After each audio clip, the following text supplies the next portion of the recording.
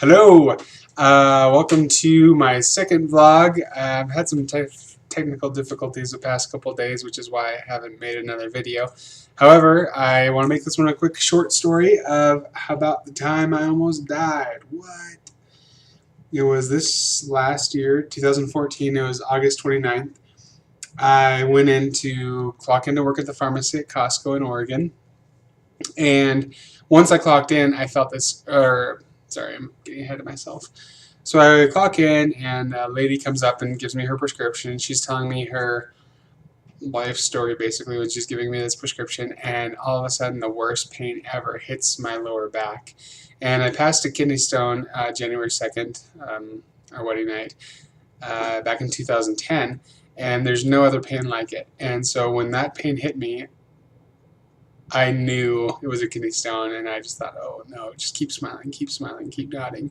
And she finished, and then she left, and I gave the prescription to a coworker, and I walked around the corner, and I just like knelt down. I'm like, oh my gosh, I think I'm passing a kidney stone. Now, before you like roll your eyes or tune out and think you can't die by passing a kidney stone, I am here alive to tell you you can, because I almost did.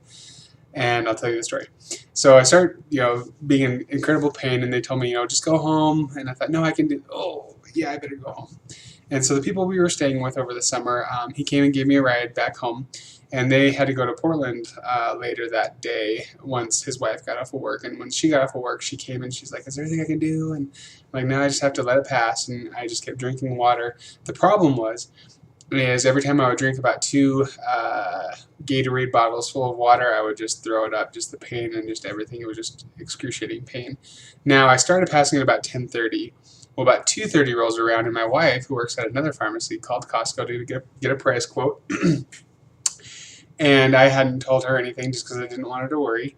And so when one of the other technicians that I worked with recognized Ray's voice, they're like, "Whoa, how's Buzz?" And my wife was like, "I've got no idea. What are you talking about?"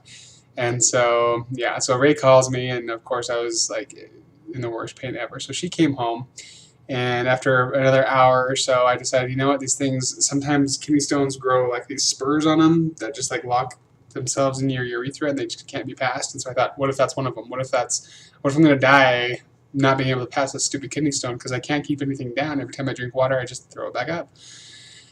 So we went to the ER, and we walk in there, and there's about 12 people in front of us, and one guy with a cast over his arm looks at us and says, "We've been here for 4 hours." And I thought, oh no, I'm going to die. Like, this is how it all ends. So my wife calls urgent care, and they could see us right away. So we pull in there, and I was just, like I said, I was starting to pass out and black out and everything else, because the pain was beyond anything I can even express. And it was probably about 3:30, 4 o'clock by this time, and the nurse comes in, super awesome lady. Like, she rocked my world. She came in and she's like, "Okay," she's like, "you're super dehydrated, so we're going to give you some fluids first." And so she hooked me up to an IV.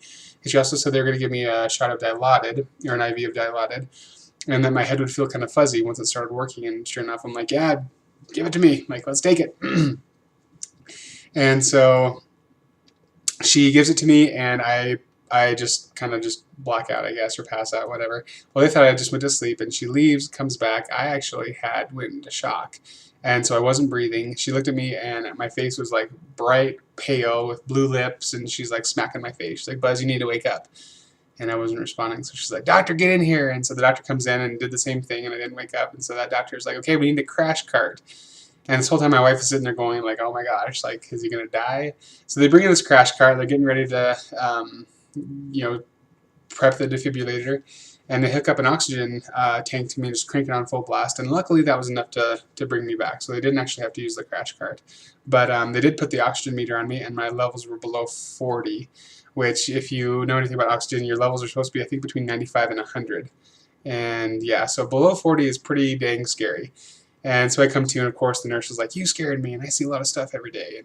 And so yeah, and that was kind of surreal. And later I actually went back to work and finished my shift.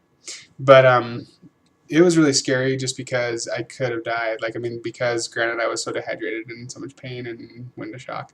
Not knowing that, not knowing that day that could have been the day I died, was kind of an eye-opener. Like, I mean, you never know when you're going to die. You never know if when your hour is, your time is up. It could be tomorrow, it could be a year from now, it could be 50 years from now.